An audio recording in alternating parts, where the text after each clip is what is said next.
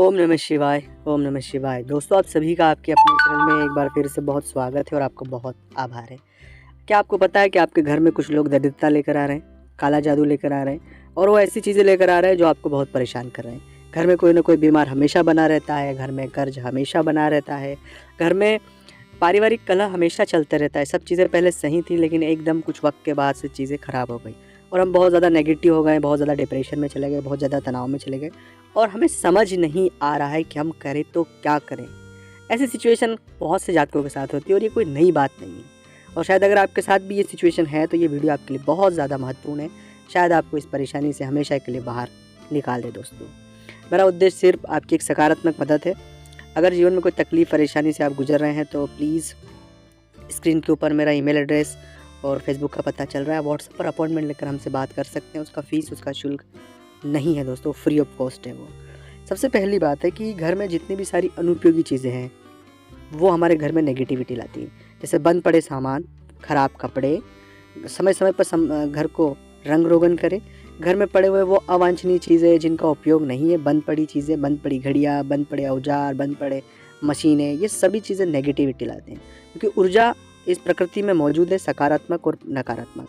तो आप अगर नकारात्मक ऊर्जा को ज़्यादा सहेजेंगे तो घर में भी नकारात्मक ऊर्जा आपको दिखाई देगी। इसलिए इन सभी चीज़ों को घर से बाहर करें, या तो डोनेट कर दें, सबसे सही कर दें, डोनेट कर दें, या इन्हें बेच दें बाहर कबाड़ में, जितनी जल्दी हो उतनी जल्दी।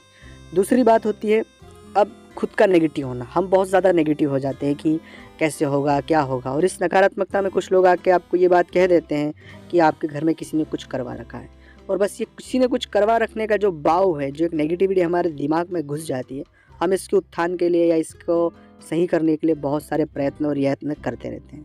पर ऐसा ना करें, क्योंकि कोई भी व्यक्ति किसी भी व्यक्ति पर कुछ नहीं कर सकता है। बस ये नेगेटिविटी और नकारात्मकता, जो दरिद्रता हमारे घर में वास होती है, ये हमें बहुत ही उलझा देती है। ये हमें बहुत ज़्यादा सोचने पर मजबूर कर देती है। हम कर्म कम करते हैं, ज़्यादा सोचते हैं।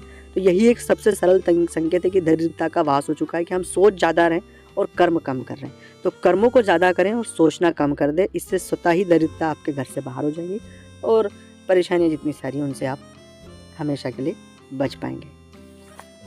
इसके अलावा दोस्तों, बहुत सारे जातकों को अपने जीवन में आर्थिक रूप से परेशानियां झेलना पड़ती है। धन की हानि, धन आता है लेकिन चले जाता है।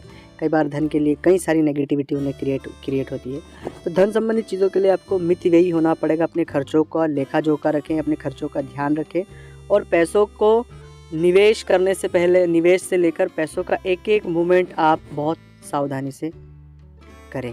क्योंकि लोग पैसे आते हैं, उन्हें समझ ही नहीं आती है, बिना सोचे समझे वो कहीं भी पैसे खर्च करना शुरू कर दें। इस वजह से पैसों की दिक्कतें ज़्यादातर जातकों को शुरू होती है। तो ये बदले सही होगा।